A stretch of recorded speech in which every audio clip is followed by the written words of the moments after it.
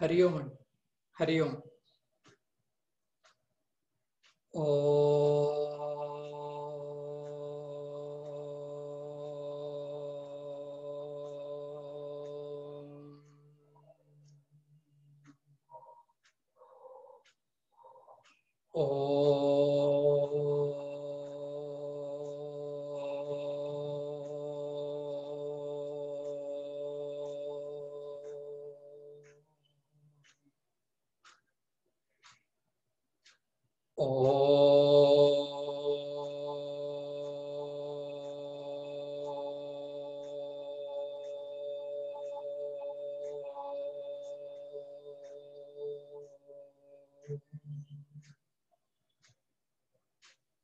ओम सहना भवतु सहनौ भुनक्तु सह वीर्यं करवावहै तेजस्विनावधीतमस्तु मा विद्विषावहै। ओम शांति शांति शांतिः। ओम वसुदेवसुतं देवं कंसचानूरमर्दनं देवकी परमानन्दं कृष्णं वन्दे जगद्गुरुम्।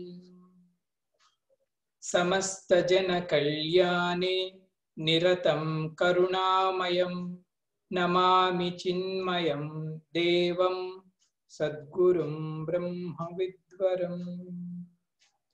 सद्गुरुं ब्रह्मविद्वरम्।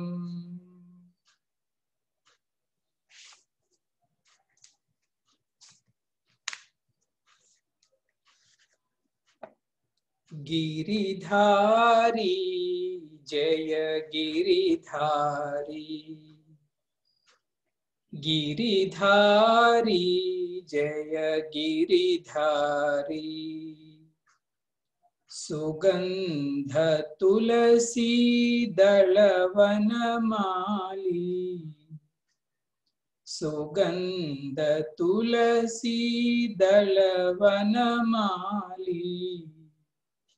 गिरिधारी जय गिरिधारी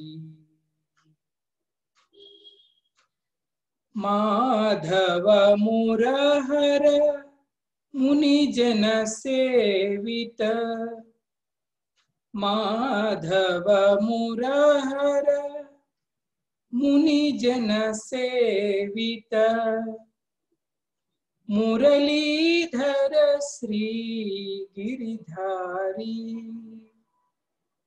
मुरलीधर श्री गिरिधारी जय जय गोपी मनोहर गिरिधारी जय जय गोपी मनोहर गिरिधारी गिरिधारी जय गिरिधारी सुगंध तुलसी दलवनमाली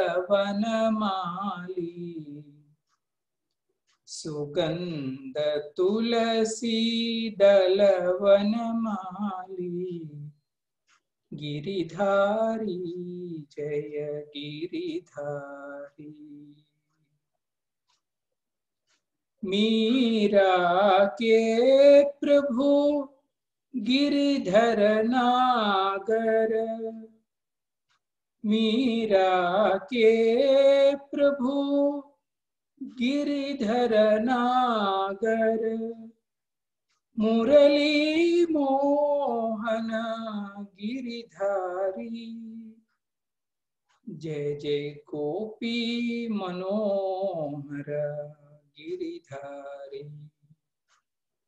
जय जय गोपी मनोहर गिरिधारी गिरिधारी जय गिरिधारी। श्री कृष्णचंद्र भगवान की जय। ओम पार्थाय प्रतिबोधितां भगवता नारायणेन स्वयं व्यासेन ग्रथितां पुराणमुनिना मध्ये महाभारतम् अद्वैतामृतवर्षिणीं भगवतीम् अष्टादशाध्यायिनीम् अम्ब त्वामनुसन्दधामि भगवद्गीते भवद्वेषिणी भगवद्गीते भवद्वेषिणी। ओम श्री परमात्मने नमः। अथ चतुर्थोऽध्यायः ज्ञानकर्म संन्यासयोगः। श्री भगवानुवाच इमं विवस्वते योगं प्रोक्तवानहमव्ययम् विवस्वान् मनवे प्राह मनुरिक्ष्वाकवे ब्रवीत् एवं परम्परा प्राप्तम् इमं राजर्षयो विदुः सकाले नेह महता योगो नष्टः परन्तप स एवायं मया तेद्य योगः प्रोक्तः पुरातनः भक्तोऽसि मे सखा चेति रहस्यं ह्येतदुत्तमम्। अर्जुन उवाच अपरं भवतो जन्म परं जन्म विवस्वतः कथमेतद्विजानीयाम् त्वमादौ प्रोक्तवानिति। श्रीभगवानुवाच बहूनि मे व्यतीतानि जन्मानि तव चार्जुन तान्यहं वेद सर्वाणि न त्वं वेत्त परन्तप। భగవంతుడి అధ్యాయం మొదట ఎలా స్టార్ట్ చేశారండి అంటే ఈ ఆధ్యాత్మిక జ్ఞానం అనేది ఒక పరంపరగా ప్రారంభమైంది. పరంపర అంటే అలా వస్తూనే ఉంది అన్నమాట. ఎవరు ప్రారంభించారు స్వామీజీ అండి అంటే సాక్షాత్ భగవంతుడే ప్రారంభించాడు. భగవతా నారాయణేన స్వయం అని కీర్తిస్తాం మనం. నారాయణుడే ప్రారంభించాడు. సూర్యుడు ఇత్యాదులకి సర్గాదవ్ అంటే సృష్టి మొదటిలో. కానీ అర్జున బ్యాడ్ లక్ ఏంటయ్యా అంటే నీ వరకు రాలా. ఎక్కడో ఈ పరంపరలో రాజర్షులు పాటిస్తున్నటువంటి ఈ జ్ఞాన పరంపరలో బ్రేక్ వచ్చేసిందయ్యా. కాలహ మహతో నష్ట, గొప్పది, చాలా పెద్ద బ్రేక్ రాబట్టి ఇది నీ వరకు రాలేదు. కాబట్టి నీవు నా భక్తుడివి, సఖుడివి మరియు శిష్యుడిగా కూడా ఇప్పుడు అడ్మిట్ చేశావు కాబట్టి నేను మళ్ళా ఆ పరంపరని స్టార్ట్ చేస్తున్నాను అని చెప్పడం జరిగింది. దీనికి అర్జునుడికి వచ్చిన ఒక విపరీతమైన ప్రశ్న ఏంటంటే అదేంటి స్వామి, నువ్వు వసుదేవుడి గృహంలో పుట్టావు కదా, మొన్న పుట్టావు నువ్వు, సూర్యుడేమో సృష్టి మొదట్లో పుట్టాడని చెప్తున్నావు కదా, కథమేతద్విజానీయం, నాకు ఎలా అర్థమవుతుంది? త్వం ఆదౌ ప్రోక్తవానితి, నువ్వు మొదట చెప్పానంటున్నావు ఈ జ్ఞానం, ఇది ఎలాగో అంటే ఇక్కడ నుంచి భగవంతుడు జ్ఞానం టీచ్ చేయటం జరుగుతుంది. మొదట భగవంతుడు తన యొక్క రహస్యాన్ని చెప్పుతున్నాడు అనమాట. ఏ కారణం వలన నేను రావటం జరుగుతుంది, నేను చేసే పని ఏంటి ఇత్యాదులన్నీ ఈ అధ్యాయంలో చెప్పబోతున్నాడు. సో మొట్టమొదటి స్వామి చెప్పింది ఏంటండి అంటే, హే అర్జున, నువ్వు అనుకుంటున్నావు ఇదొక్కటే నా జన్మ అనుకుంటున్నావేమో. సాధారణంగా స్థూల బుద్ధులు మనం ఏమనుకుంటామండి అంటే కనిపించిందే సత్యం. ఇప్పుడు ఎవరైతే కనిపిస్తున్నారో వాళ్లే నిజం. అర్జునుడు, నన్ను నువ్వు అలా అనుకుంటున్నావేమో. కాదయ్యా, బహూని మే వ్యతీతాని జన్మాని, నేను చాలా జన్మలు ఎత్తానయ్యా. ఇది ఒకటే కాదు, చాలా జన్మలు ఎత్తాను.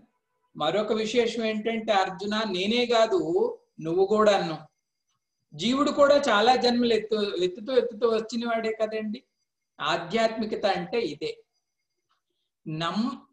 మనకి గోచరం కాని అటువంటి విషయాల అందు కూడా శాస్త్రం చెప్పింది అంటే శ్రద్ధ పెట్టి ప్రయాణం చేయాలన్నమాట. జీవుడిగా కూడా మనం ఏదో సడన్ గా ఇలా వచ్చేలేదు. మనం కూడా అనేక జన్మలు ఎత్తుకుంటూ వచ్చాం. తవచ అర్జున, నీవు కూడా అట్టాగే వచ్చావు అర్జున. అయితే నీకు నాకు డిఫరెన్స్ ఏంటండి అంటే, తాణ్యహం వేద సర్వాణి, వాటన్నింటినీ కూడా నాకు తెలుసు. మరి నీ కేసులో నత్వం వేత్త పరంతప, నీకేది తెలీదు. మనలాగనమాట. జీవులందరికీ ముందు ముందు జన్మల్లో ఏమయ్యేదో తెలీదు, తరువాత జన్మల్లో ఏం అవుతుందో కూడా తెలియదు. మనం అనుకోవచ్చు, స్వామీజీ మనకెందుకు తెలియడం లేదు స్వామీజీ, భగవంతుడికి ఎందుకు అంతా తెలుస్తుంది అంటే, భగవత్పాదులు బ్యూటిఫుల్ గా ఆన్సర్ ఇచ్చారు కదండి నిన్న. ధర్మ అధర్మ ఆది ప్రతిబద్ధ జ్ఞాన శక్తిత్వాత్. మన జ్ఞానశక్తి ఏదైతే ఉందో ఈ శక్తి కొన్ని కట్టెలు వేసుకుని పోయింది. ఏంటి స్వామీజీ ఆ కట్టెలు అంటే ధర్మము అధర్మము ఇత్యాది. ఇత్యాది అంటే పుణ్యము పాపము ఇత్యాది వాసనల ద్వారా అవన్నీ మన జ్ఞాన ప్రకాశాన్ని ప్రతిబద్ధం చేసేసాయి. ఇంగ్లీష్ లాంగ్వేజ్ లో, మోడర్న్ లాంగ్వేజ్ లో చెప్పుకోవాలంటే ఏంటండి అంటే, our thinking is already coloured. మన థింకింగ్ ఫెయిర్ గా లేదు, ఆల్రెడీ కలర్ చేసేసుకొని వచ్చేసాం. ఆ కలర్ గ్లాసులు పెట్టుకొని మనం చూస్తాం. ఆ కలర్ గ్లాసులు పెట్టుకొని చూస్తే కలరే కనిపిస్తుంది, యాజ్ ఇట్ ఈస్ గా కనిపించట్లే. ప్రాబ్లం ఇక్కడ ఉంది. ఇది మరి ఆయన విషయంలో ఆయన నిత్య శుద్ధ బుద్ధ ముక్త స్వరూపుడు. ఆవరణ బుద్ధి శక్తిత్వ, ఆయన బుద్ధి శక్తికి ఆవరణం లేదు, కలరింగ్ లేదు భగవంతుడికి. ఇది ఒకటే డిఫరెన్స్ అండి. చిన్న ప్రాబ్లమే కానీ మనం సాల్వ్ చేసుకోలేకపోతున్నాం. దీనికి చెప్పుకున్నాం మనం, ఆవరణము విక్షేపము అనే శక్తులు ఉండటం వల్ల జీవుడు తన స్వరూపాన్ని, యథార్థాన్ని మర్చిపోయి వేరే రూపాన్ని తన స్వరూపంగా అనుకున్నాడు. ఇక్కడి వరకు ఈ కారణంగా అర్జున తాన్యహం వేద సర్వాన్ని, వాటన్నింటినీ నాకు తెలుసు.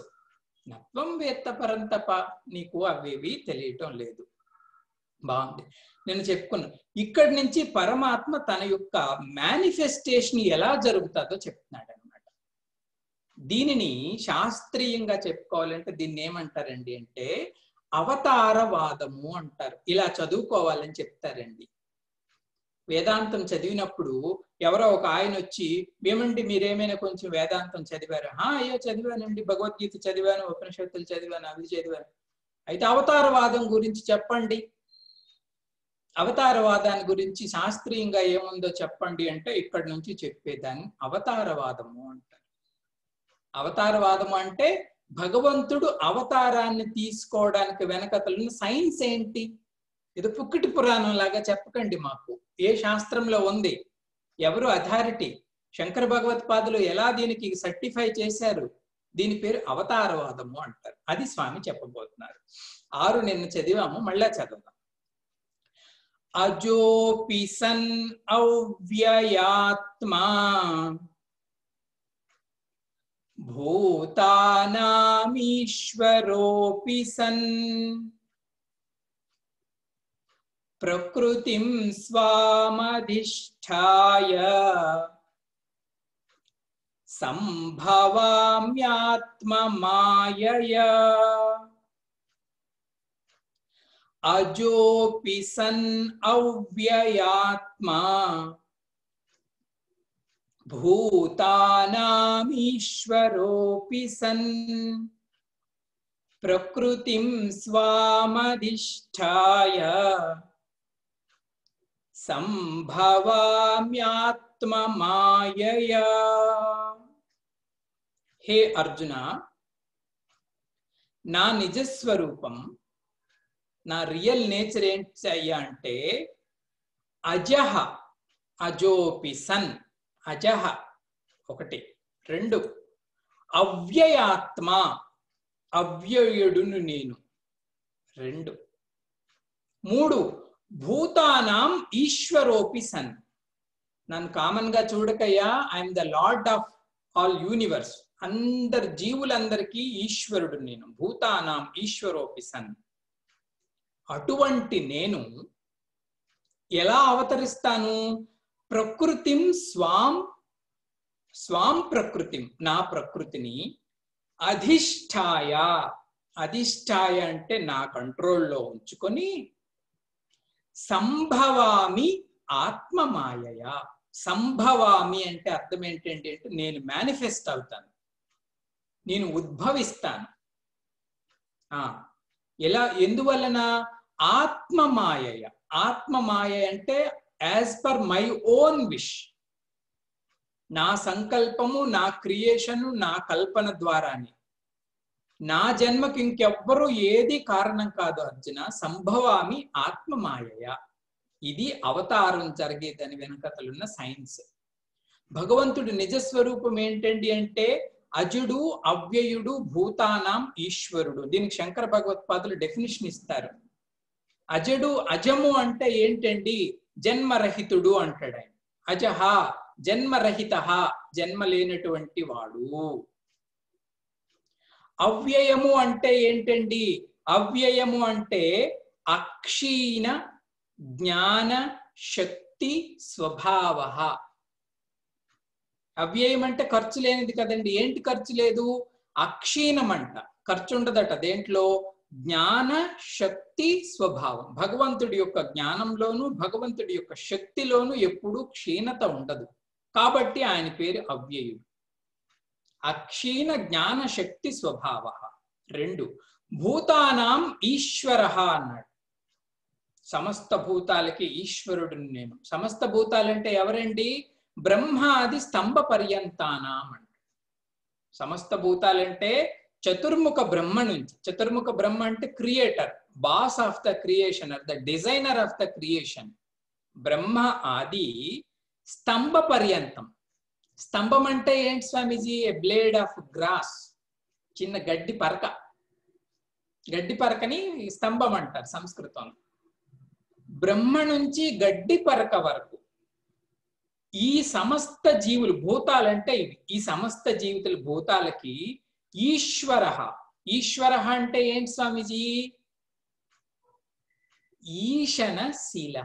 ఈశనశీలుడు అంటే ఎవరండి అంటే రూల్ చేసేవాడు. భగవంతుడు ఎలా చేస్తాడో మరి చూడాలి. చిన్న గడ్డి పరక నుంచి బ్రహ్మ వరకు రూల్ చేసే బాస్ ఒకడున్నాడు.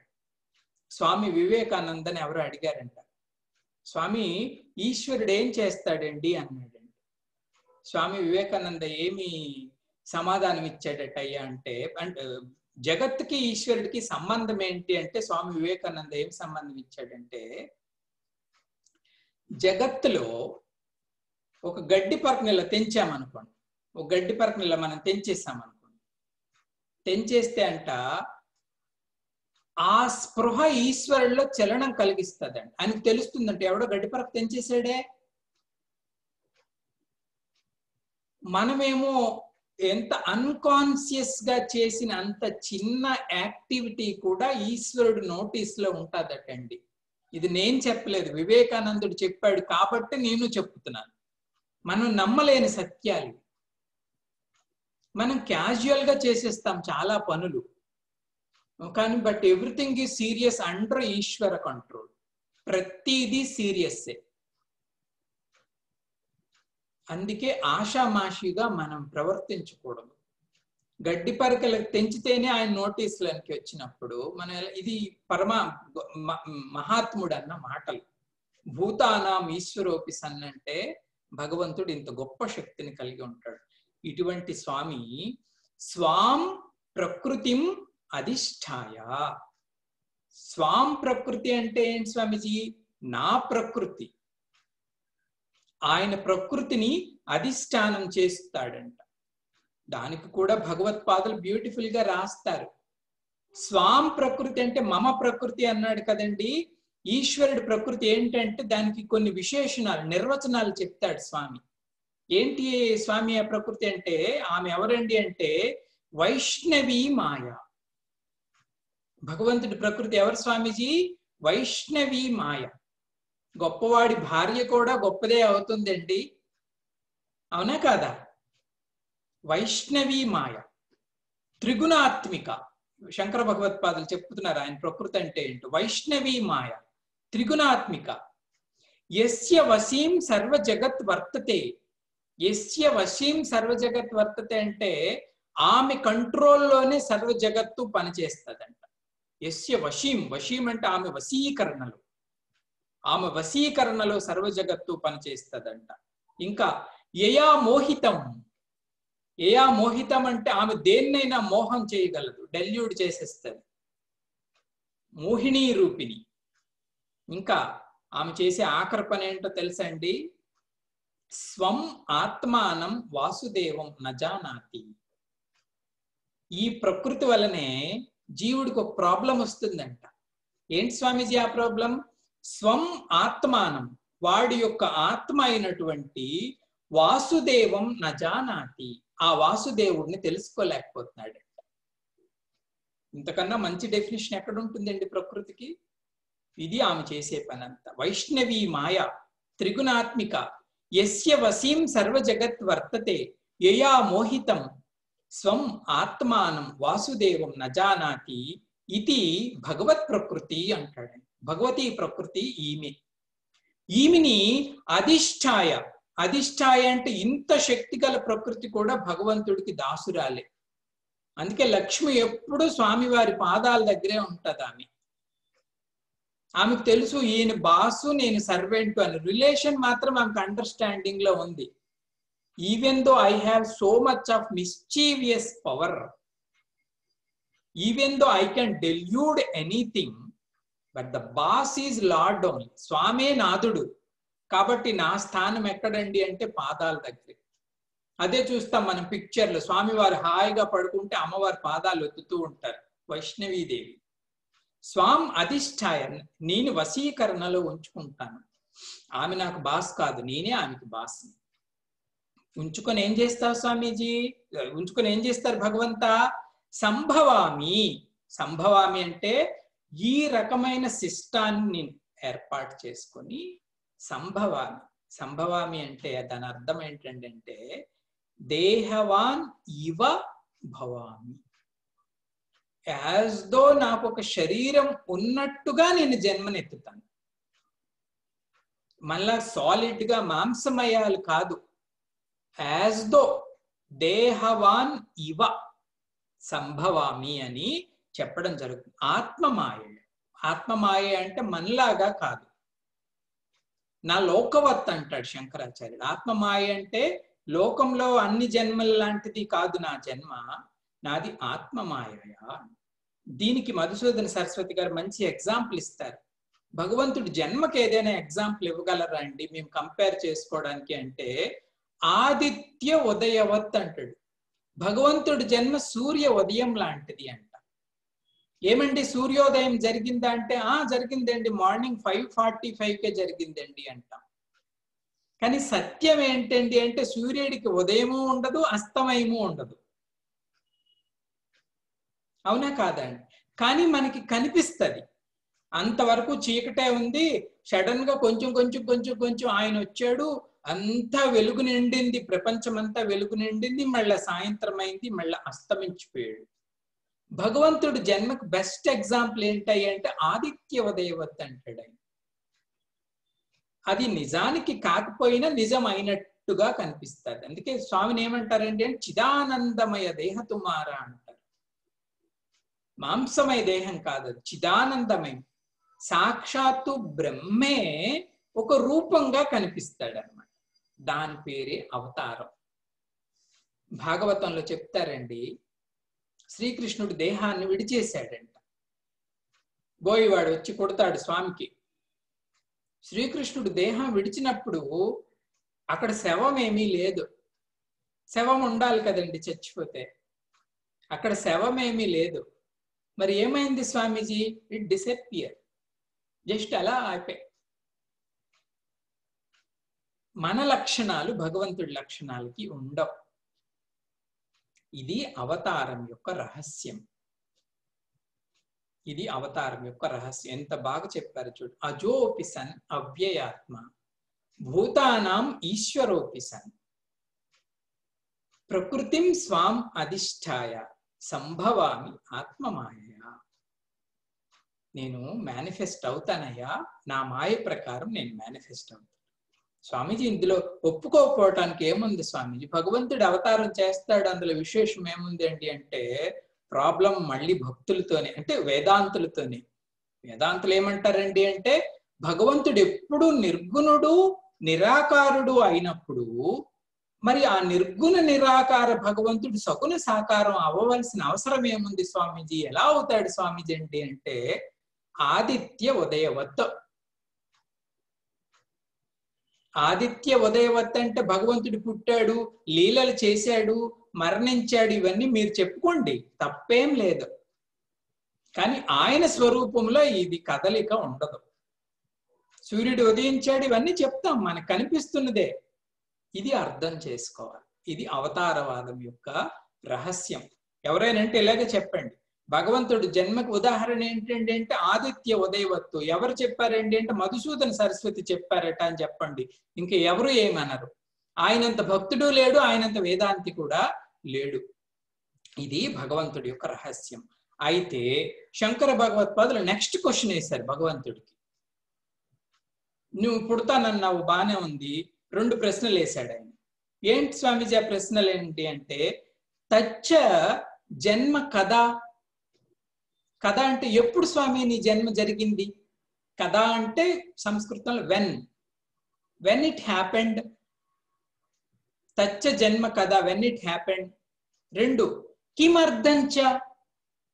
కిమర్థంచ అంటే ఏ అర్థం, ఎందుకు వచ్చింది నీ జన్మ, ఎప్పుడు వచ్చింది, ఎందుకు వచ్చిందో చెప్పు మాకు. భగవంతుడికి తెలుసుకోవాలి కదండి మనం. నేను సంభవామి ఆత్మ మాయే అని వదిలేస్తే జరిగిపోదు కదా. ఎప్పుడు వచ్చింది స్వామీజీ నీకు జన్మ, ఎందుకు వచ్చింది స్వామీజీ నీకు జన్మ అంటే స్వామి 7-8లో చెప్తారు. ఈ 7-8 శ్లోకాలు పరాకాష్ట భగవద్గీతకి. ఎవరైనా భగవద్గీత తెలుసా అండి అంటే 7-8 శ్లోకాలు మాకు తెలుసు అంటారు. అత్యంత పవిత్రమైన పావనమైన శ్లోకాలు. 7th and 8th. 7th చదువుదాం. యదా యదా హి ధర్మస్య గ్లానిర్భవతి భారత అభ్యుత్థానమధర్మస్య తదాత్మానం సృజామ్యహం. యదా యదా హి ధర్మస్య గ్లానిర్భవతి భారత అభ్యుత్థానమధర్మస్య తదాత్మానం సృజామ్యహం. మూడోసారి కూడా. యదా యదా హి ధర్మస్య గ్లానిర్భవతి భారత అభ్యుత్థానమధర్మస్య తదాత్మానం సృజామ్యహం. ఎప్పుడెప్పుడని అడిగావుక ఇది సమాధానం. యదా యదా హి ధర్మస్య గ్లానిర్భవతి భారత, ఒకటి. అభ్యుత్థానం అధర్మస్య తదాత్మానం సృజామ్యహం. నా అంతట నేనే మేనిఫెస్ట్ అవుతాను. ఎప్పుడు స్వామి అంటే చెప్తున్నారు యదా యదా. యదా యదా అంటే ఎప్పుడెప్పుడైతే, వెనెవర్ వెనెవర్. యదా యదా. హీ హీ అంటే అర్థమేంటి స్వామీజీ అంటే ఖచ్చితంగా, డెఫినెట్లీ. వెనెవర్ వెనెవర్, డెఫినెట్లీ, ఖచ్చితంగా. ధర్మస్య గ్లానిః భవతి. ఎప్పుడెప్పుడైతే ధర్మస్య గ్లానిః భవతి. ధర్మస్య అంటే ధర్మము యొక్క, గ్లాని. గ్లాని అంటే ఏంటి స్వామీజీ అంటే పతనం. ఎవరిది? ధర్మం యొక్క పతనం. భవతి జరిగితే, జరిగినప్పుడు. ధర్మస్య గ్లానిః భవతి, ఒకటి. ఇంకా రెండో ప్రాబ్లం ఏంటి? అభ్యుత్థానం అధర్మస్య. అభ్యుత్థానం అంటే పెరుగుదల. ఎవరు పెరుగుదల స్వామీజీ? అధర్మస్య. అధర్మం యొక్క పెరుగుదల జరిగితే, ఈ రెండు జరిగినప్పుడు తద్ ఆత్మానం సృజామ్యహం. తదా యదా యదా అంటే వెన్ ఎవర్ జరిగినప్పుడు ఏమవుతుంది? తదా అప్పుడప్పుడు, వెంటనే. తదాత్మానం సృజామ్యహం, నేను నన్ను మేనిఫెస్ట్ చేసుకుంటాను, నేను నన్ను ప్రకటీకరించుకుంటాను, అవతారమూర్తిగా నేను వస్తాను అని చెప్పడం జరిగింది. ఇది మనందరికీ కంఠస్థాని. యదా యదా హి ధర్మస్య గ్లానిర్భవతి భారత అభ్యుత్థానమధర్మస్య తదాత్మానం సృజామ్యహం. నా ఆత్మని నేను సృష్టించుకుంటాను, లేదంటే నేను అవతారాన్ని ఎత్తడం జరుగుతుంది. అది కూడా ప్రామిస్ ఎంత గట్టిగా చెప్పాడంటే స్వామి, యదా యదా హి అంటే ఎప్పుడెప్పుడు జరిగిన డెఫినెట్ గా నేను వస్తానయ్యా, నేను అబద్ధమేమీ ఆడట్లే, ఖచ్చితంగా భగవంతుడు వస్తాడంట. ఇది ఎవరు చెప్తున్నారు స్వామీజీ? భగవంతుడే. ఏంటి ఆ రెండు కారణాలు అంటే రెండు కారణాలు. ధర్మస్య గ్లాని, ధర్మం యొక్క పతనం, అధర్మస్య అభ్యుత్థానం, అధర్మం యొక్క పెరుగుదల. ఈ రెండూ జరిగినప్పుడు నేను వస్తాను అని చెప్పడం జరిగింది. బాగుంది స్వామీజీ. అయితే స్వామీజీ ధర్మస్య గ్లాని అన్నారు, అధర్మస్య వృద్ధి అన్నారు. ఇంతకీ ధర్మం అంటే ఏంటి స్వామీజీ? ఇది మెయిన్ పాయింట్. భగవద్గీత మొత్తాన్ని రూల్ చేస్తున్న విషయం ఏంటి స్వామీజీ అంటే ధర్మము అన్న పదమే. అర్జునుడు ఎలా అండి సరెండర్ అయ్యాడు? హే కృష్ణ, అహం ధర్మ సమ్మూఢ చేత అంటాడు. ధర్మ సమ్మూఢ చేత అంటే ఏది ధర్మమో ఏది అధర్మమో తెలుసుకోలేనటువంటి కన్ఫ్యూషన్ లోకి వెళ్ళిపోయింది. ప్లీజ్ గివ్ నాలెడ్జ్, ఇప్పుడు జ్ఞానం ఇవ్వు, నాకు అది క్లారిటీ కావాలి. అది భగవద్గీత పుట్టుకు కారణమైంది. భగవద్గీత మొత్తాన్ని రూల్ చేస్తున్న అంశం ఏంటంటే స్వామీజీ అంటే ధర్మమే. అయితే ధర్మాన్ని మనం క్లియర్ గా భగవద్గీతలో మొత్తం ధార్మిక అంశాన్ని తెలుసుకోవాలంటే అదొక పెద్ద టాపిక్, గంటలు వస్తాయి.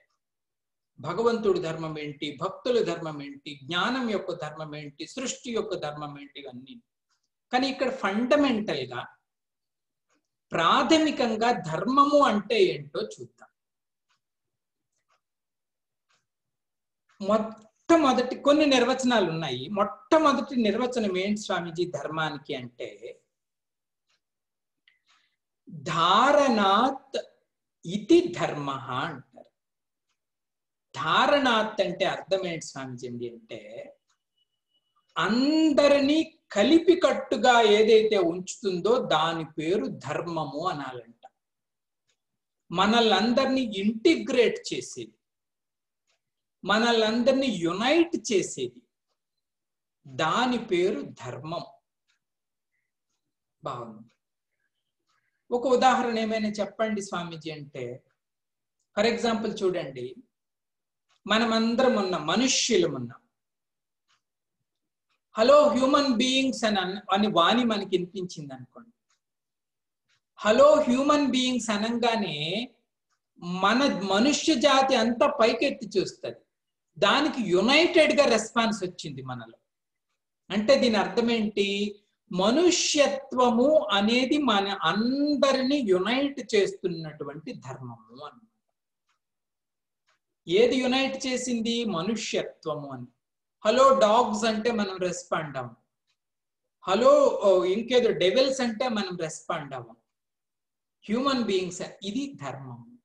దేనికి అంతా ఒక థ్రెడ్ కనెక్ట్ అయిపోయిందో అది ధర్మం కదా.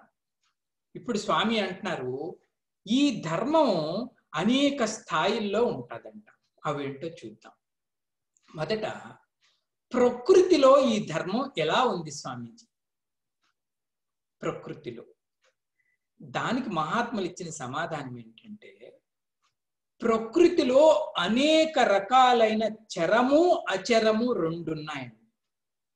చరము అంటే కదిలేది, అచరము అంటే ఈ రెండు కలిస్తేనే ప్రకృతి. ఇవి అన్నీ కూడా వాటి వాటి స్వభావాన్ని 100% పాలిస్తాయట. దీని పేరే ప్రకృతి ధర్మము అంటారు. జాగ్రత్తగా వినండి. ధర్మము అంతటా ఉందండి. ప్రకృతిలో ఉన్న ప్రతి వస్తువు దాని స్వభావాన్ని 100% పాలిస్తాదట. అది వాటికున్న సహజ ధర్మం. ఒక ఉదాహరణ చెప్పండి స్వామీజీ. ఉదాహరణ చెప్తాను. ఏంటి స్వామీజీ అది? నీరు చల్లగా ఉండును. అది దాని స్వభావం. స్వభావం అంటే దాని సహజత, నేచురల్ గా ఉండడం. నీరు చల్లగా ఉండడం అనేది అది ఎప్పుడూ విడిచిపెట్టదు. అగ్ని వేడిగా ఉండును, అది కూడా ఎప్పుడు విడిచిపెట్టదు. ప్రతి వస్తువుకి కూడా సహజంగా స్వభావంగా ఒక ధర్మం, ఒక సహజత ఉంటుంది. దానిని మెయింటైన్ చేయడం మొట్టమొదటి ధర్మం. ఇది అందరికీ ఉంటుంది. కన్ను దృశ్యాన్ని చూడును, అది అంతే, దాని ధర్మం అదే. ఆహారం ఆకలిని తీర్చును. ఈ విధంగా ప్రకృతిలో ఉన్న ప్రతి దానికి ఉండేదే దాని స్వభావమే దాని ధర్మం. దీన్ని గురుదేవ్ చిన్న లైన్లో ఎలా చేస్తారండి అంటే, లా ఆఫ్ బీయింగ్ ఈజ్ ధర్మ ఫర్ నేచర్ అంటే. లా ఆఫ్ బీయింగ్ అంటే ఏంటి? వారు స్వభావం ఏదో అలా ఉండటం. ఇది ఎప్పుడైనా బ్రేక్ అయ్యింది అంటే కెలామిటీ వస్తుందండి. ఇది సత్యం. తన స్వభావపు అంచును దాటి పరధర్మంలోనికి ఏమైనా వేలు పెట్టింది అంటే కెలామిటీ వచ్చే తీరుతుంది. అది దేవతలైనా కావచ్చు, మనుషులైనా కావచ్చు, నోరు లేని పశుపక్షులైనా కావచ్చు. ఇది మెయింటైన్ చేయాలి.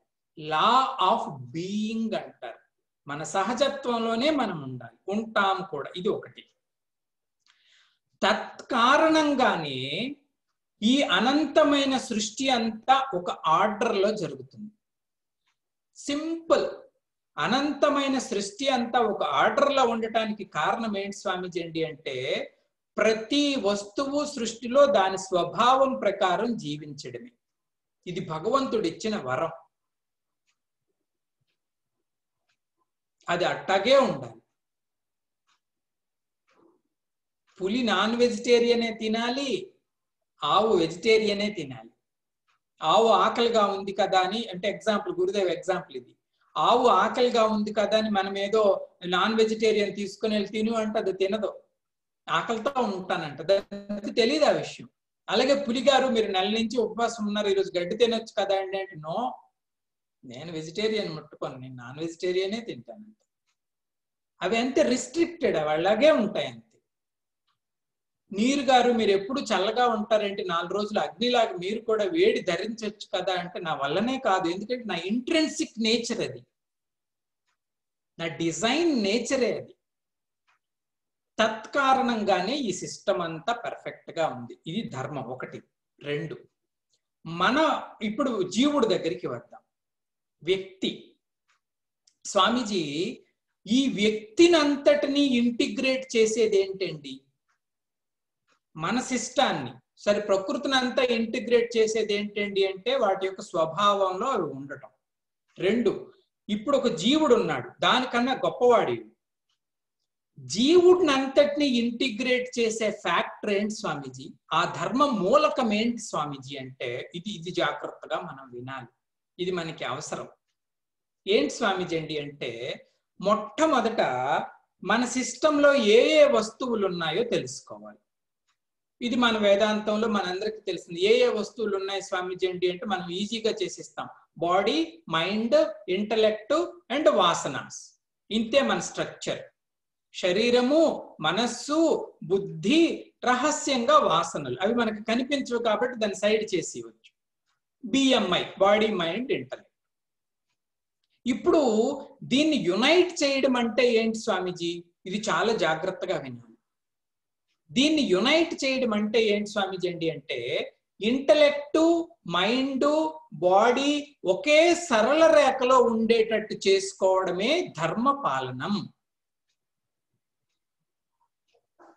ఇంటలెక్టు, మైండ్, బాడీ ఒకే సరళ రేఖలో ఉండేటట్టు చేసుకోవడమే ధర్మ పాలన. అది ఏ విధంగా జరుగుతుంది స్వామీజీ అండి అంటే, పెద్దలు చెప్తారు ఏంటండి అంటే, ఏ విధంగా జరుగుతుంది? దీనికి చాలా వర్ణన ఉంది. కఠోపనిషత్తులో ఒక రథంతో వర్ణిస్తారు. ఇంద్రియాలేమో గుర్రాలు, మనస్సేమో కళ్ళాళ్ళు, బుద్ధి ఏమో సారథి, శరీరమేమో రథము, జీవుడేమో రథంలో కూర్చున్న రథి. వీళ్ళందరూ ఇంటిగ్రేటెడ్ గా ఉన్నప్పుడే ఆ చారియట్ యొక్క ఫ్లో కరెక్ట్ గా ఉంటుంది. ఇంద్రియాలు వాటి దారిని పోయి రథి వాడిష్టం వచ్చినట్టు ఉండి ఎవరిష్టం వచ్చినట్టు వాళ్ళు ఉంటే ఆ బండి అక్కడే ఉంటుంది. మరి ఎలా స్వామీజీ దీని అంతటిని ఇంటిగ్రేట్ చేయడం అంటే జాగ్రత్తగా వినాలి. ఎలా చేయాలండి స్వామీజీ అండి అంటే, బుద్ధిలో ఏ విలువ ఉందో ఆ విలువ అనుసారమే మనస్సు ఆలోచించడం మొదలు పెడతాది. మనస్సు ఏమి ఆలోచిస్తుందో శరీరం ఆ కర్మని చేస్తుంది. ఇది చైన్. ఏ వాల్యూ సిస్టమ్ అయితే ఇంటలెక్ట్ లో పెట్టుకున్నామో మన మైండ్ యొక్క థింకింగ్ సిస్టమ్ అలాగే ఉంటది. మన బాడీ నుంచి వచ్చే అవుట్పుట్ అంటే కర్మలు, యాక్టివిటీ అలాగే ఉంటాయి. సో కాబట్టి దీన్ని అంతటిని ఇంటిగ్రేట్ చేయాలంటే ఎక్కడ స్వామీజీ మనం వర్క్ చేయాలి?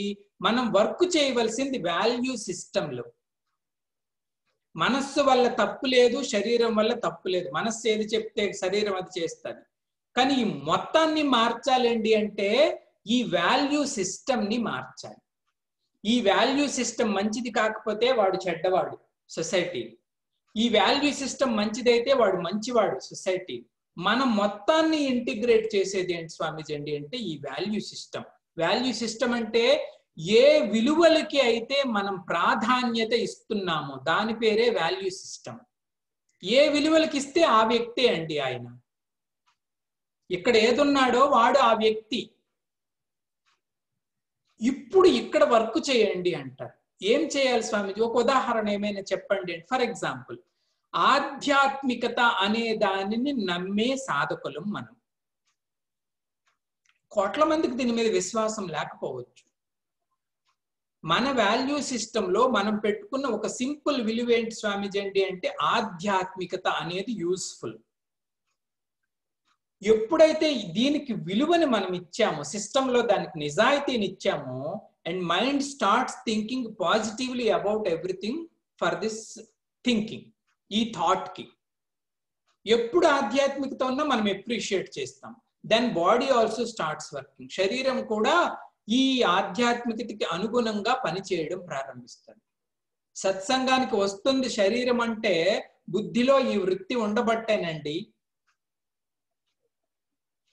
భగవద్గీత చెప్పింది నిజము అని బోల్డ్ గా నమ్ముతున్నాము అంటే బుద్ధిలో ఈ విలువ ఉండబట్టే. దీని పేరే వాల్యూ సిస్టమ్. ఇది మొత్తాన్ని ఇంటిగ్రేట్ చేస్తుంది. శరీరము, మనస్సు, బుద్ధి ఒకే స్థానంలో కూర్చోబెట్టగలిగేది ఏంటండి స్వామీజీ అంటే ఈ వాల్యూ సిస్టమ్.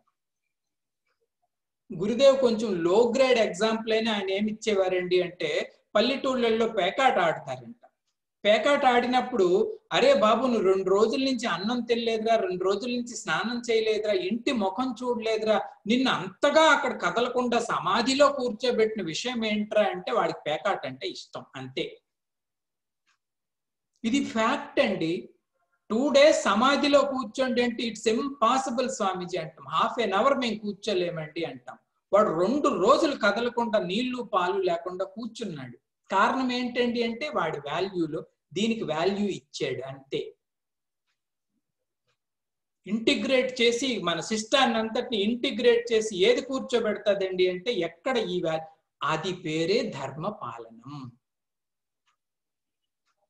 ఇప్పుడు దేన్ని కూర్చోబెట్టాలి స్వామీజీ? ఇక్కడ బుర్ర మీదకి కుక్కను ఎక్కించకూడదు. మనం ఎక్కిస్తే ఏమవుతుంది? మనము డాగ్ లాగే బిహేవ్ చేస్తాం. డాగ్ టైప్ యాక్టివిటీసే చేస్తాం. ఇక్కడ దేన్ని కూర్చోబెట్టి మరి ఏం ఎక్కించాలి స్వామీజీ? డిఓజీని ఎక్కించకండి, జిఓడిని ఎక్కించండి అంటారు. గాడ్ని ఎక్కించాలి. గాడ్ని ఎక్కిస్తే ఈ కామన్ మ్యానే గాడ్లీ మ్యాన్ అవుతాడు. ఇక్కడ ఎవడు కూర్చుంటే వాడే అయిపోతాడు. కామన్ మ్యాన్ గాడ్లీ మ్యాన్ అయ్యాడు. ఎందుకంటే స్వామీజీ అంటే గాడ్ సిస్టమ్ ని ఆయన ఇక్కడ పెట్టుకున్నాడు, గాడ్లీ వాల్యూస్ ని ఇక్కడ పెట్టుకున్నాడు. అది ధర్మ పాలన. తద్వారానే మహాత్ములు కాగలిగారు. ఇక్కడ కూర్చోపెట్టించారండి. మనం కుక్కను కూర్చోపెట్టకూడదు, భగవంతుడిని కూర్చోబెట్టాలి. ఎన్నో గొప్ప గొప్ప విషయాలు. భగవంతుడు సత్యము అనే ఒక విలువను కూర్చోపెట్టించండి, మీరు భగవత్ స్వరూపులుగా మారుతారు. భగవత్ సేవే పరమావధి అని పెట్టుకోవాలి. భగవద్భక్తిని మించిన ఇది ఉత్కృష్టమైన విలువలవి. మనం వాల్యూ ఇవ్వం, మనం పట్టించుకోం. తహతహలాడాలండి భగవంతుడి కోసం. ఇంత జన్మను ఎత్తి చెత్త అంతా పోసి ఇందులో వెళ్ళిపోతామా? గార్బేజ్ కలెక్షన్ కా వాడుకుంటాం ఈ బుద్ధిని? గాడ్లీ కలెక్షన్ కి వాడుకోవాలి. నిరంతరము నా ఆయుష్నంతా భగవత్ కార్యం కోసం ఉపయోగిస్తాం. శాంతి మంత్రాల్లో మనం చదువుకున్నాం కదండి. ఈ ఆయుష్ అంతా దేనికి ఉపయోగిస్తాను స్వామిజీ అంటే, ఈ ఆయుష్ అంతా నీ కోసం ఉపయోగిస్తాను Swami. Reach highest and highest goals. ఇక్కడ మార్పులో ఇది అంతా జరుగుతుంది అని. ఇది మనిషిని కట్టిపెట్టుంచే ధర్మం. ఈ ధర్మాలలో శ్రేష్ఠ ధర్మం ఏంటి స్వామీజీ అంటే భాగవతీయ ధర్మం. దానిని మించినది లేదు. దీని తరువాత ధర్మాలు చాలా ఉన్నాయి. ఆ విధంగా కూడా మహాత్ములు కొంతమంది సత్యమే ధర్మంగా పెట్టుకున్నారు. సత్య హరిశ్చంద్రుడు ఇత్యాది. అహింస మనుస్మృతిలో చెప్తాడు, కామన్ గా అందరికీ 10 వాల్యూలు పాటించాలట. అందరూ వీటిని సామాన్య ధర్మాలంట. అందరూ అంటే ఎవరై అంటే రాజు అయినా బంట అయినా అందరూ 10 ధర్మాలను పాటించండి అంటే. ఏంటి స్వామీజీ, ఏంటి బాబు ఆ 10 ధర్మాలు అంటే ధర్మం దశక లక్షణం అని చెప్తాడు ఆయన. ధృతి, క్షమ, దమః, ఆస్తేయం, శౌచం, ఇంద్రియ నిగ్రహం, ధీహి, విద్య, సత్యం, అక్రోధం, దశకం ధర్మ లక్షణం అంటాడు. ఈ 10 కూడా పాటించాలంట. సారీ అది కూడా సామాన్యంగా అంటాడు. ఏంటి స్వామీజీ? ధృతి అంటే ఫార్టిట్యూడ్, భరించగలిగే శక్తి అటండి.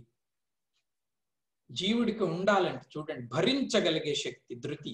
క్షమ అంటే క్షమించగలిగే శక్తి. చెడ్డను మొయ్యకండి, క్షమించి పడేయండి.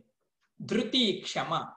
దమః అంటే ఏంటి స్వామీజీ అంటే నిగ్రహాన్ని కలిగి ఉండడు. కష్ట సుఖాలు వచ్చినప్పుడు నిగ్రహం కలిగి ఉండడు. దమః.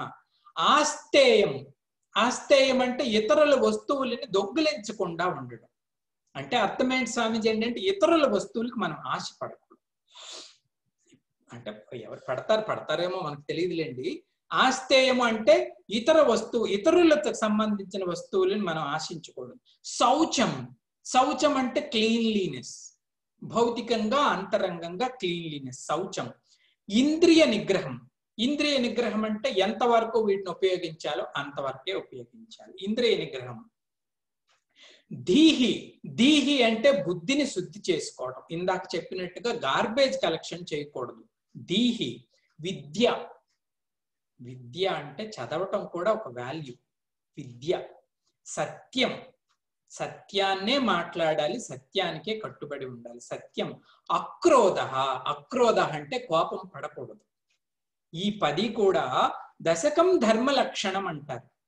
ఇవన్నీ కూడా జీవులు అందరూ పాటించాలి అని మనుస్మృతిలో చెప్పింది. ఇదంతా ధర్మమే. ఇది ధర్మము. ఇంతకన్నా సింపుల్ గా స్వామీజీ ఏదైనా మేము చిన్నది పాటించగలిగేది ఉంటే చెప్పండి స్వామీజీ అంటే, భారతంలో ఒక చిన్న నీతి ఉంది. దీన్ని విదుర నీతి అంటారు. విదురుడిని ఒకసారి ధృతరాష్ట్రుడు అడిగాడంట, ఏంట్రా విదురా, నాకు ఎప్పుడు మనసు సంతోషంగా ఉండదు, ఎప్పుడు నేను చక్రవర్తినే, 100 మంది పిల్లలు, 1 2 కాదు 100 మంది సంతానం, నాకు అనుకూలవతి అయిన భార్య. ఎంత అనుకూలవతి అంటే భర్త గుడ్డివాడని ఆమె చూడడం మానేసి గుడ్లు కట్టుకుంది కళ్ళకి. చక్రవర్తిని, 100 మంది పిల్లలు, అనుకూలవతి అయిన భార్య, మీరెవ్వరూ నాకు సమాధానం చెప్పరు, భీష్మ ద్రోణు ఇత్యాది. అయినా నాకు ఆత్మలో సంతోషం లేదురా, నాకు శాంతి కలగట్లేదు. కారణం ఏంటి అంటే ధర్మ సూక్ష్మం చెప్పు, ఇన్ని చేయాలి అన్ని చేయాలి అని చెప్పు, ఒక్క మాటలో చెప్పు అంటే విదురుడు చెప్పాడంట. ఎవరికి? ధృతరాష్ట్రుడికి. తెలుగు భారతంలో ఉన్నది ఇది. ఏంటి స్వామీజీ అది ఏంటంటే, ఒరులేయది వనరించిన నరవర తన మనంబునకు అప్రియం బగును, తాను ఒరులకు అది సేయకుండుట పరాయణము పరమధర్మ పదములకెళ్ళన్ అంటాడు. అంటే ఒరులేయది వనరించిన తన మనంబునకు అప్రియం బగును. ఇతరులు ఏదైనా చేసినప్పుడు అది మనకు నచ్చటం లేదనుకోండి. ఒరులేయది వనరించిన నరవర తన మనంబునకు అప్రియం బగును, మనకు అది నచ్చటం లేదు. సో నచ్చటం లేకపోతే తాన్ వరులకు అది చేయకుండుట. ఈయన ఏం ప్రాక్టీస్ చేయాలి, వాళ్ళు అవి చేస్తున్నప్పుడు నాకు నచ్చటం లేదు కాబట్టి నేను ఆ పనులు చేయను. తానొరులకు అది చేయకుండుట, అలా చేయకుండా ఉండడమే పరాయణము పరమధర్మ పదములకెళ్ళను. అవతల వాళ్ళు దొంగతనం చేయడం నాకు నచ్చట్లేదు, ఇది తప్పు అని నాకు తెలిసింది అంటే నేనేం చేయాలి? నేను దొంగతనం చేయటం మానేయాలి. అవతల వాళ్ళు అబద్ధం చెప్పడం నాకు నచ్చటం లేదంటే నేనేం చేయాలి? నేను అబద్ధాలు చెప్పడం మానేయాలి. ఇది సింపుల్ గా మన జీవితంలో మనం అండర్స్టాండ్ చేసుకుని సింపుల్ ప్రిన్సిపల్. స్వామీజీ అవతల వారికి టైం డిసిప్లిన్ లేకపోవడం వల్ల చాలా డిస్టర్బెన్స్ గా ఉంది స్వామీజీ అంటే, so you should B time disciplined person, don't deviate time schedules, అలా పెట్టుకోవాలన్నమాట. ఇవన్నీ కూడా ధర్మ మార్గాలు అని చెప్తారు. ఇంకా పెద్దవాళ్ళు ఏం చెప్తారండి అంటే, శంకర భగవత్పాదులు లాస్ట్ గా కంక్లూడ్ చేసేస్తాడు ఈ శ్లోకాన్ని. ధర్మము అంటే ఏంటయ్యి అంటే హైయెస్ట్ స్టాండ్ పాయింట్ లో యతో అభ్యుదయ నిశ్రేయస అంటాడు. దేని ద్వారా అయితే అభ్యుదయము రావాలి, నిశ్రేయస్సు రావాలి. అభ్యుదయము అంటే ఏంటి స్వామీజీ? Material prosperity. ధర్మం వలన అభ్యుదయము రావాలి, మెటీరియల్ ప్రాస్పెరిటీ రావాలి. అండ్ నిశ్రేయస, నిశ్రేయస అంటే పరమ కళ్యాణము, మోక్ష పరమార్థాన్ని కూడా చేరాలి. దేని ద్వారా ఈ రెండు చేరుతాయో అదే ధర్మం. దేని ద్వారా చేరుతాయి స్వామి? దేని ద్వారా చేరుతాయి అంటే తత్ వర్ణ ఆశ్రమాది లక్షణం, రెండు పాటిస్తే చేసినట్టే. ఏంటి ఆ రెండు? వర్ణ లక్షణము ఆశ్రమ లక్షణాన్ని పాటించాలి అంటాడు. వర్ణ లక్షణం అంటే ఏంటి? 4 వర్ణాలు అని చెప్తాను. బ్రాహ్మణ, క్షత్రియ, వైశ్య, శూద్ర వర్ణాలు. ఆశ్రమాలు ఏంటి స్వామీజీ అంటే బ్రహ్మచర్య, గృహస్థ, వానప్రస్థ, సన్యాస ఆశ్రమాలు. నువ్వు ఏ వర్ణంలో ఉన్నావో ఆ వర్ణానికి సంబంధించిన ధర్మం చెయ్యి. ఏ ఆశ్రమంలో ఉన్నావో ఆ ఆశ్రమానికి సంబంధించిన ధర్మం చెయ్యి. సింపుల్ గా చెప్పాలంటే, ఈ మోడర్న్ లాంగ్వేజ్ లో చెప్పాలండి అంటే, సొసైటీలో ఏ స్టేటస్ లో ఉన్నావు, ఏ స్టేటస్ లో ఉన్నావు Swami? For example, I'm a teacher, so do your duty. I'm a doctor, దీని పేరు వర్ణము అంటే. I'm a doctor, do that. I'm a housewife, perfectly do that. I'm a rickshaw puller, do that. ఇది వర్ణ ధర్మం. ఆశ్రమ ధర్మం ఏంటి Swamiji? I'm a student, study. I'm a householder, complete all household duties without any mistake. పిల్లలకు అన్నం పెట్టాలి, పెట్టండి. ఇంటికి డబ్బు తీసుకురావాలో తీసుకురావండి. ఇంటికి ఏది అవసరం అది చేయండి. గృహస్థ అతిథి అభ్యాగతులని ఆదరించండి, పెద్దవాళ్ళని పోషించండి, పిల్లల్ని పోషించండి.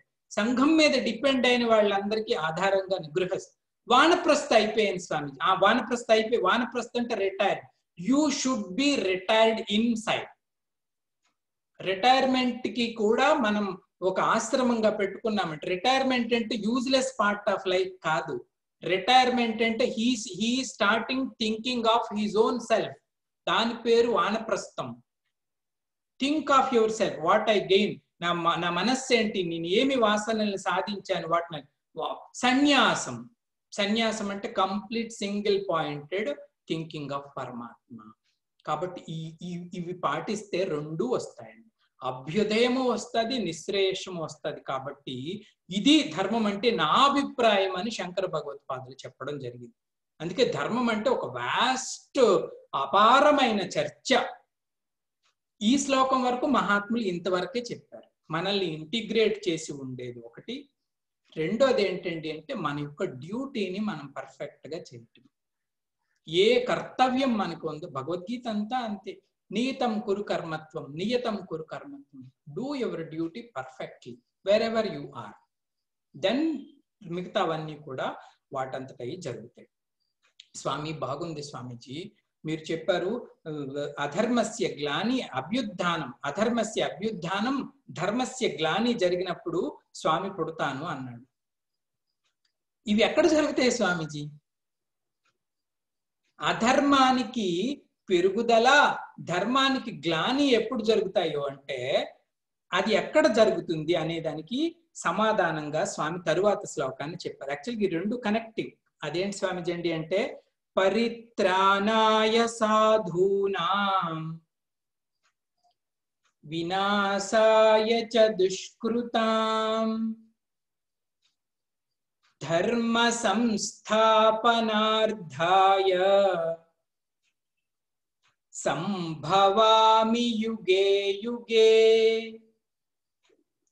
పరిత్రాణాయ సాధూనాం వినాశాయ చ దుష్కృతాం ధర్మ సంస్థాపనార్థాయ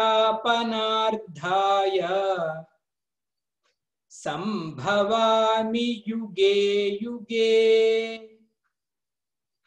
పరిత్రాణాయ సాధూనాం వినాశాయ చ దుష్కృతాం ధర్మ సంస్థాపనార్థాయ సంభవామి యుగే యుగే. ఎప్పుడు పుడతారు స్వామీజీ అంటే పరిత్రాణాయ సాధూనాం, సాధూనాం సాధువులని రక్షించడానికి, ఇంకా వినాశాయ చ దుష్కృతాం దుష్కృతులని నాశనం చేయటానికి. ఈ రెండింటి ద్వారా ఏం జరుగుతుందండి? సాధువుల్ని రక్షించటం వలన, దుష్కర్ముల్ని శిక్షించటం వలన ఏం జరుగుతుంది? ధర్మ సంస్థాపనార్థాయ. మెయిన్ బాటమ్ లైన్ ఇదే. ధర్మ సంస్థాపనార్థాయ సంభవామి యుగే యుగే. నేను మేనిఫెస్ట్ అవుతాను, నా ఉత్పన్నం జరుగుతుంది యుగే యుగే, ప్రతి యుగంలోను, ప్రతి క్షణంలోనని కూడా చెప్పుకోవచ్చు. యుగము అంటే క్షణము అని ఒక అర్థం కూడా ఉంది. ఎప్పుడు ఇవి అవసరమైన నేను వస్తాను. ఏంటి అవసరం? సాధు రక్షణ, దుష్ట శిక్షణ, ధర్మ సంస్థాపనార్థం నేను ఉద్భవిస్తాను అర్జున అని స్వామి చెప్పడం జరిగింది. అయితే ఇక్కడ జ్ఞానపరంగా ఒక చిన్న కనెక్టివిటీ మనం అర్థం చేసుకోవాలి. అది అర్థమైతే అంతే, ఈ శ్లోకంలో మరేం లేదు. ఏంటి స్వామిజీ కనెక్టివిటీ అంటే, ముందు శ్లోకంలో ఏం చెప్పారండి? ధర్మానికి హాని జరిగినప్పుడు, అధర్మానికి వృద్ధి జరిగినప్పుడు నేను పుడతాను అన్నాడు.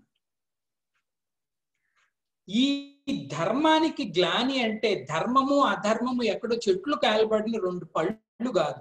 శంకర భగవత్పాదులు అలా చెప్తారు. ధర్మము అధర్మం అంటే చెట్టు కాయలబడిన రెండు పళ్ళు కాదు. ధర్మానికి గ్లాని అంటే ధర్మాన్ని ఆచరిస్తున్నటువంటి వాళ్ళకి కష్టం కలగటం. అందుకే దాని పేరే పరిత్రాణాయ సాధూనాం, దీని పేరు ధర్మరక్షణ. అలాగే అధర్మం పెరగడం అంటే ఏంటి స్వామీజీ? అధర్మాన్ని ఆచరిస్తున్న వాళ్ళు పెరగడం. ధర్మము అధర్మము రెండు వస్తువులుగా దొరకవు. ధర్మము అంటే ధర్మాత్ముడు, అధర్మము అంటే అధర్మాత్ముడు అని అర్థం చేసుకోవాలి అని దీనికి అర్థం అన్నమాట. అది ఏ విలువైన అంతే. ముండకోపనిషత్తులో ఒక వాక్యం ఉంటుంది, సత్యమేవ జయతే నా అనృతం. ఉపనిషత్తు చెప్పింది సత్యమేవ జయతే నా అనృతం అంటే ఎప్పుడు సత్యమే జయిస్తుంది, అనృతం జయించదు అని. దానికి శంకరాచార్యుడు కిందన ఏం రాస్తాడు తెలుసా అండి? సత్యమేవ జయతే అంటే సత్యవాన్ జయతే అంటాడు. సత్యవాన్, సత్యాన్ని పాలిస్తున్న వ్యక్తికి విజయం కలుగుతుంది. అలాగ అర్థం చేసుకోవాలయ్యా సత్యమేవ జయతే అని. అదే ఇక్కడ స్వామి చెప్పాడు. ధర్మవృద్ధి అంటే పరిత్రాణాయ సాధూనాం, అధర్మాన్ని నాశనం చేస్తానంటే వినాశాయ చ దుష్కృతం. రెండిటి ద్వారా నువ్వేం సాధిస్తావయ్యా అంటే ధర్మ సంస్థాపన. మళ్ళీ నేను ధర్మ సంస్థాపన చేస్తాను. ఇక్కడ చేస్తున్నది అదే. పరంపరగా వస్తున్న జ్ఞాన ధర్మం మిస్ అయిపోయింది కాబట్టి అగైన్ ఐ స్టార్టెడ్ ధర్మ సంస్థాపనార్థాయ సంభవామి యుగే. స్వామి సాధు అంటే ఎవరు స్వామీజీ?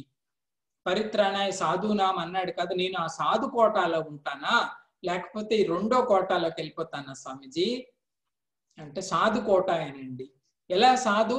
అపిచేత్ సుదురాచార అని 9th చాప్టర్. సుదురాచారుడైనా భగవద్ ఆశ్రయం ఆశ్రయిస్తే ఆడు ఉత్తమ ధర్మాన్ని పాటిస్తున్నట్టు లెక్క. సాధు అంటే ఏంటి స్వామీజీ అంటే ఇది ఒకటి. రెండు బోల్డ్ మీనింగ్ సంస్కృతంలో. సాధు అంటే ఏంటి స్వామీజీ అంటే సాధు అంటే గుడ్నెస్ అని అర్థం అంట.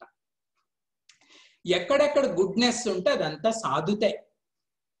మామూలుగా మనం అంటాం సో గుడ్ అండి, it is very good activity అండి అంటాం మోడర్న్ లాంగ్వేజ్. గుడ్ అంటే సాధు, సాధుకి ట్రాన్స్లేషన్ గుడ్.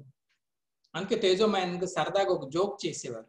కొంతమంది అంటారంట, స్వామీజీ హీ ఈజ్ వెరీ గుడ్ సాధు, హీస్ వెరీ బ్యాడ్ సాధు అంటే ఇట్ ఈస్ రాంగ్ అనే. సాధు అంటే గుడ్డే, మళ్ళీ గుడ్ సాధు బ్యాడ్ సాధు అంటూ ఎవరు ఉండరు అని చెప్పి. సాధు అంటే గుడ్నెస్, ఎక్కడెక్కడ గుడ్నెస్ ఉంటే అక్కడక్కడంతా సాధుత ఉన్నట్టు లెక్క.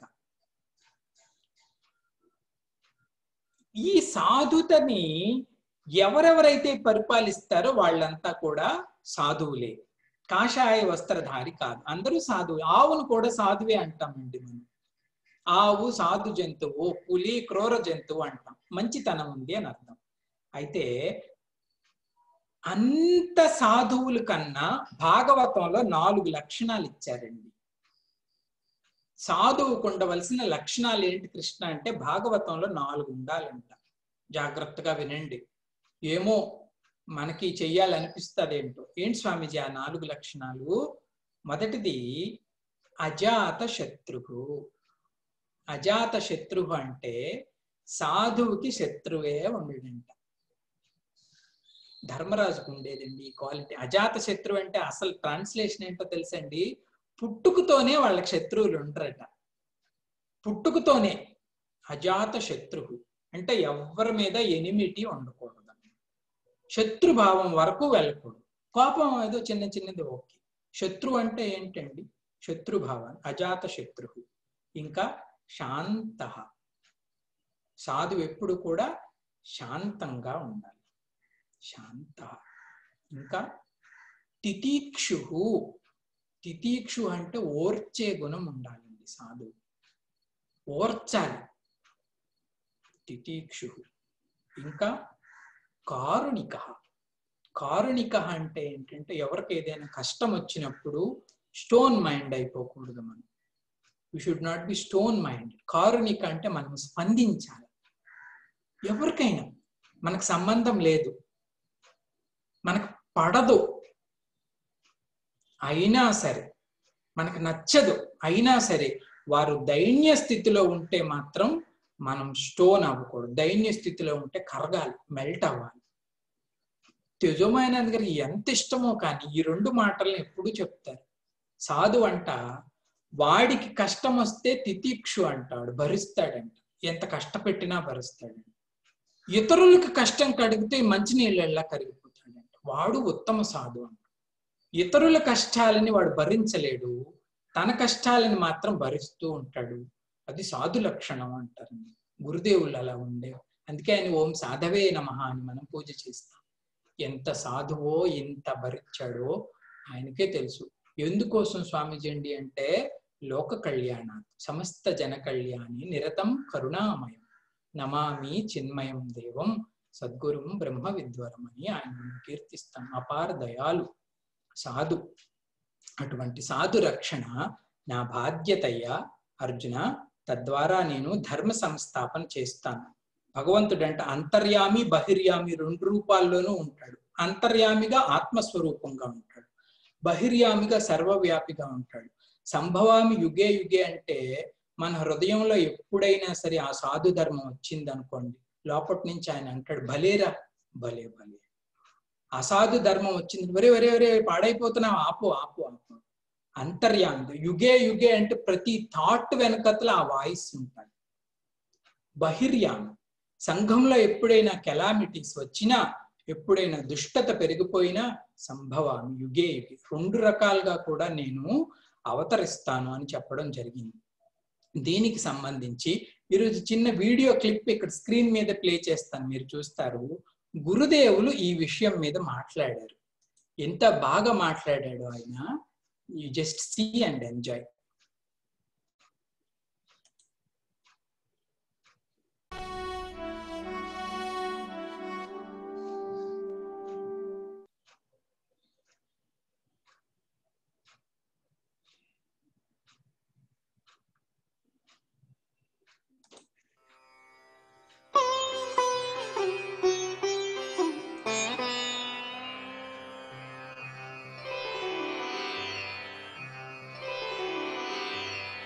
ఓం ధర్మ సంస్థాపకాయ నమః.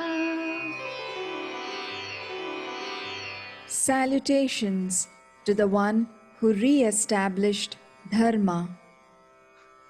heeding the call of our times, manifesting the full glory of Narayana from within himself, he incarnated as an unparalleled master of spirituality to clear the rugged path for sincere seekers and help them trek the journey of evolution with fortitude and grace.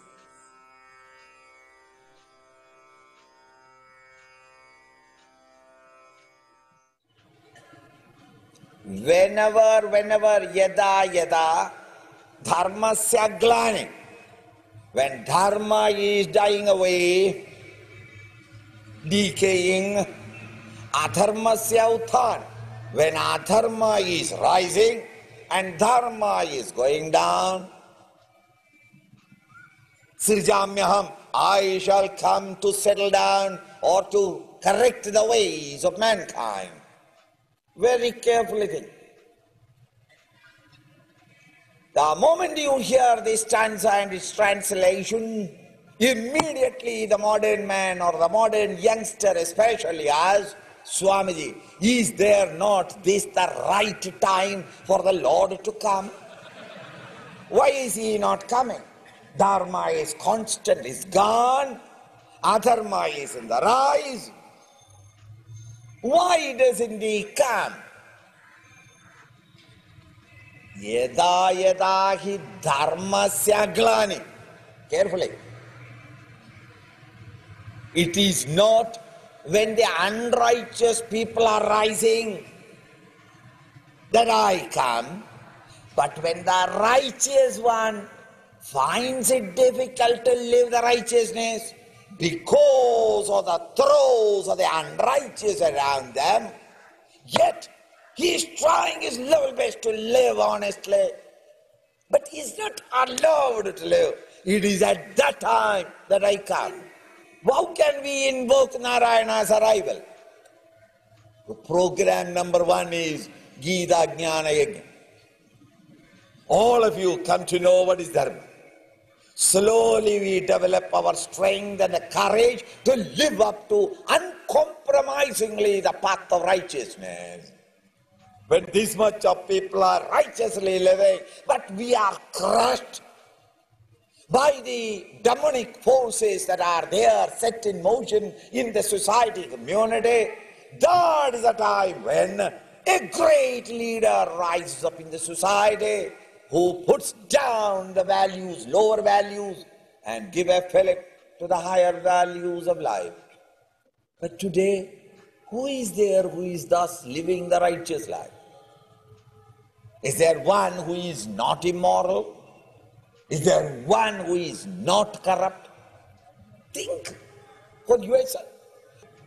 One Dhruva, one Prahlad, sufficient.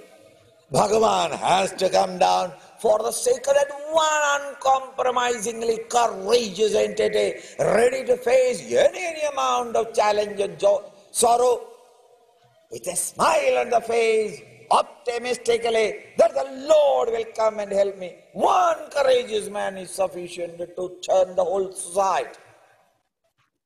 Think. Hiranyaksha, Hiranyakashipu. Bring out materialism in the society. Hiranyaksha, the very name, is answering the very policy of the government. Hiranyam means gold. Aksha means eyes. Hiranyaksha means a man who has got eye only on gold. Meaning purely materialist, purely secular, nothing spiritual. Narayana banished from the society. Nobody should say Narayana Namaha in my kingdom. All must say Hiranyaya Namaha, Hiranyaya Namaha. Hiranya means cash, cash. 10% to give. Governors and the governed, everybody scrambling for money. Hiranyaksha, Hiranyaya Namaha, Hiranyaya Namaha. Paisa, paisa, paisa, from morning till evening. In that materialistic, acutely materialistic and purely secular times, where the spiritual values and character and dignity of living are all thrown away and exiled from them, where even educational system was interfered by the secularist. See, it's all Hiranya's, in the story of Prahlada. And Prahlada was sent to a school where secularism and materialism was taught, but he in the spare time taught all the students spirituality. See? Therefore he was hauled up against the policy of the government. You are a dirty scoundrel. I am ashamed that you were born out of my loins. And he tries to persecute him. Every time he stands the persecution, joyously and cheerfully, saying that I shall not compromise, Daddy. You are not God. That is Narayana turned towards him. And he advises the father. In all persecutions, no doubt, he is persecuted, but he is above it. He doesn't understand it is a persecution. Every time he comes and saves him, isn't it? See the dramatic way the stories have been said of a pure spiritual truth in the world. When thus an individual or a community or a part of the society is struggling hard, courageously to walk the path of evolution, and the other forces and tendencies in the society are standing against them, choking this unfoldment of spirituality in the society, where you and I can do nothing. If need be, I shall sambhavami, I shall manifest yuge yuge. The yuge yuge doesn't mean that exactly in one cycle, one person only, avatar alone. According to the need of the society, I shall come from time to time. Thus when first, before creation, there was only waters, at that time Krishna cannot come because he cannot do any service. The Lord had to come as a fish among the fishes. He has to come as a crocodile, as a tortoise among the tortoise. He has to come as a Narasimha at that time, according to the need of the society, according to the times, masters are thrown up. These masters, when they work, they don't work themselves. Narayana works through them. And Narayana is supposed to have the intelligence to know what is most needed in the community. Think. Sambhavam yuge yuge, according to the intensity of the situation. We will again and again present ourselves in the world outside, says the Lord, in order to clean the ruggedness of the path for the noble ones to scramble up the path of evolution.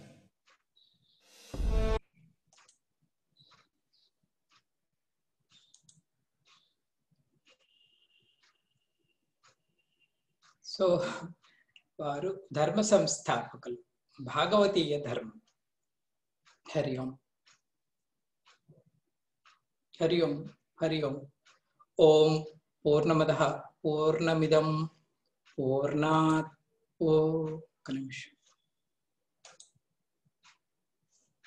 పూర్ణాత్ పూర్ణముదచ్యతే పూర్ణస్య పూర్ణమాదాయ పూర్ణమేవావశిష్యతే. ఓం శాంతి శాంతి శాంతి. హరి ఓం. శ్రీ గురుభ్యో నమః. హరి ఓం.